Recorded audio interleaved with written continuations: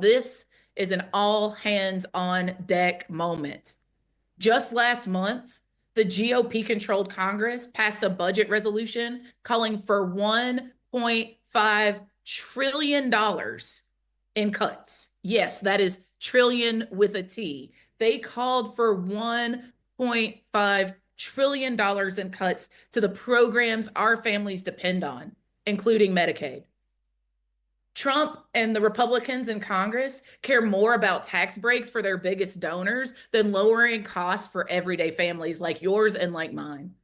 They want to cut taxes for huge corporations and billionaires and pay for it by cutting our health care. And now they want to put that bill on the president's desk by Memorial Day. We only have a couple of weeks to organize all across this country to stop the GOP from gutting Medicaid, friends. My name is Alexis. I'm a nurse in Southern California.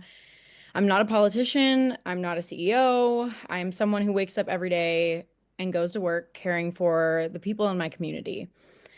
And I'm here specifically to speak out because what is happening to our healthcare system, especially in regards to long-term care facilities and rural hospitals, is not just wrong, it is very dangerous. I'll just say it plainly, Medicaid cuts will kill people. In specific populations, rural communities, disabled folks, and the elderly, those cuts hit the hardest.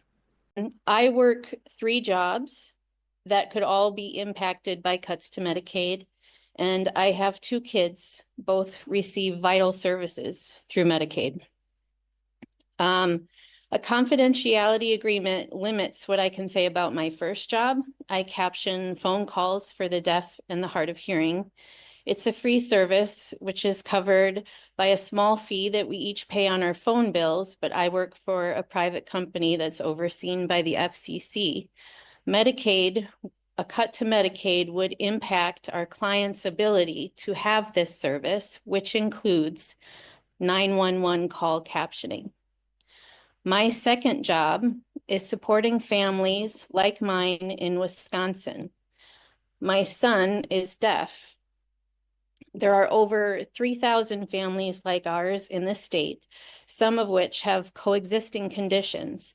90% of kids with hearing loss are born to hearing parents who have no experience with hearing loss and do not know how to communicate with their children. Medicaid covers hearing screenings, hearing aids, hearing aid batteries, cochlear implants, and birth to 3 services, which is a team of supports that is free to families and they visit your home. My oldest son is on the high functioning end of the autism spectrum. He also comes with ADHD, oppositional defiant disorder, and depression. My third job is caring for him through a Medicaid program called IRIS. That's 1/3 of my income.